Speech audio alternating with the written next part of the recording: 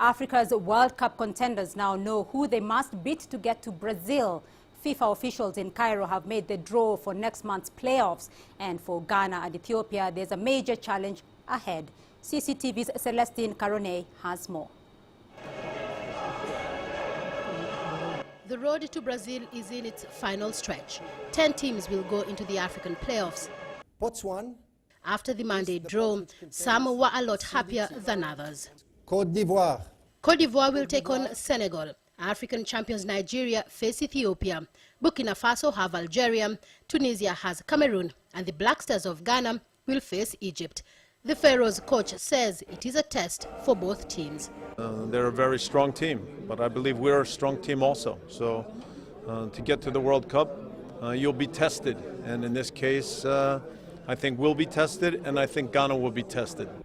Ethiopia is putting a brave face ahead of their encounter against the Super Eagles. Well, Nigeria is a very strong team, and when you take in our side, we are very young coming nations for World Cup qualifying and for AFCON, and we are on the way to to get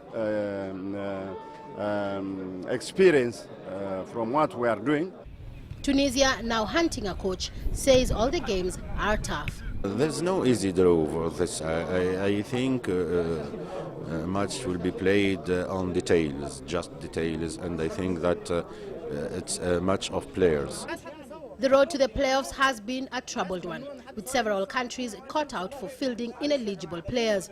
The fans will be hoping the only headlines this time will be from the scorelines. Of the 10 teams competing for Africa's 5 places at next year's World Cup, 8 have already been to a World Cup final before. Burkina Faso and Ethiopia will be hoping that they can make their World Cup debut in 2014 and in the process prove that the line between the Africa big teams and the so-called small teams is growing very blurry. Celestine Carone, CCTV, at 6th October City in Egypt. All right, the fallout from a controversial weekend in the Rugby Championship continues after the red card dished out to South Africa's Bismarck du Plessis was today overturned.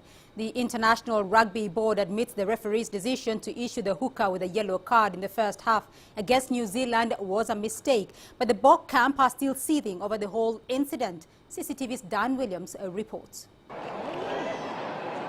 Arriving back, but not quite to a hero's welcome. A Springbok defeat to New Zealand is normally followed by painful soul-searching and self-analysis.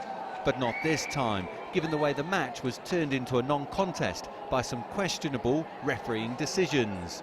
The International Rugby Board has since admitted those calls were wrong, rescinding the red card dished out to Bismarck du Plessis. But if anything, that only adds to the anger around the Bok camp. It doesn't help us much, does it? It's again, I made the statement during a game in Mendoza to Steve Walsh in that what happens during a game needs to be dealt with during the game, and things that happen post the game doesn't really help us. Again, I think our performance was the disappointing thing for us, and we need to rectify that. When training resumes, there's good reason for the Boks to remain optimistic.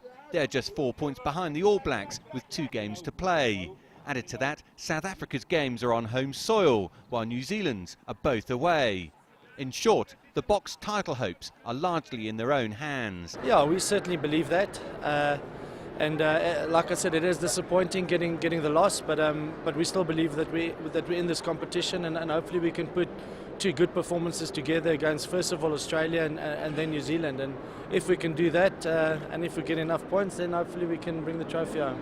There's another boost for South Africa coach Heineke Meyer, with World Cup winning scrum half Fourie du Preez back in the fold for the final 2 matches.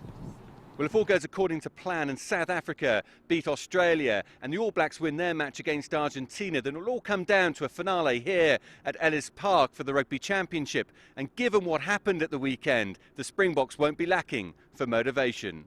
Dan Williams, CCTV, Johannesburg. Well, let's return now to Celestine Caronet, who's standing by in Cairo. Celestine, the stage is set for some exciting contests there in the race to Brazil. We, however, note that Cote d'Ivoire and Senegal offer the only derby. Yes, definitely, Beatrice. That is the West African derby, the Elephants of Cote d'Ivoire versus the Lions of Teranga of Senegal. Now, these are two teams whose recent history, of course, would be one that Senegal would rather forget. In qualifying for the Africa Cup of Nations for 2013, Senegal lost that match 4-2 in the first leg in Abidjan to Cote d'Ivoire. And in the second match, Cote d'Ivoire were 2-0 up, and the crowd violence broke out, forcing the match to be abandoned. This is something that Senegal would like to make up for, of course, when they meet Cote d'Ivoire. Of course, these two teams also have a lot of talent, so it is going to be a very interesting encounter. Senegal, on their part, also want to exorcise the ghosts of a period of what we'd call a lot of a poor performance, really. Since 2002, when they made their debut in the World Cup, remember that the country reached the quarterfinals for the first time when they reached the World Cup finals in South Korea and Japan. But they have not been able to replicate any success, be it continentally and in the World Cup stage. And so this will be very crucial for Senegal, and Cote d'Ivoire as well will be looking to make sure that they can make something out of being Africa's #1 team for a long time and show some consistency. Of course, which is I just like to touch on Ghana versus Egypt. That is not a team that is not a game that is a derby. But remember that in 2010, in the last World Cup, Ghana were Africa's best placed side, and back then USA was coached by Bob Bradley, who now coaches Egypt. Ghana knocked out USA from that competition to reach the quarterfinals, and Bob Bradley now faces Ghana as Egypt stands on the brink of qualifying for the World Cup for the first time since the 90s. So it's going to be also very interesting to watch how that match goes, Beatrice. All right, very interesting indeed to watch. Celestine Caronet there joining us from Cairo. And that is it for this edition of Africa Live. Remember, you can stay in touch with Africa Live on Twitter using the handle @CCTV News Africa. You can also visit our Facebook page, CCTV Africa. Thank you for watching. I'm Beatrice Marshall. Up next, the World News Updates from Beijing. Bye-bye from us.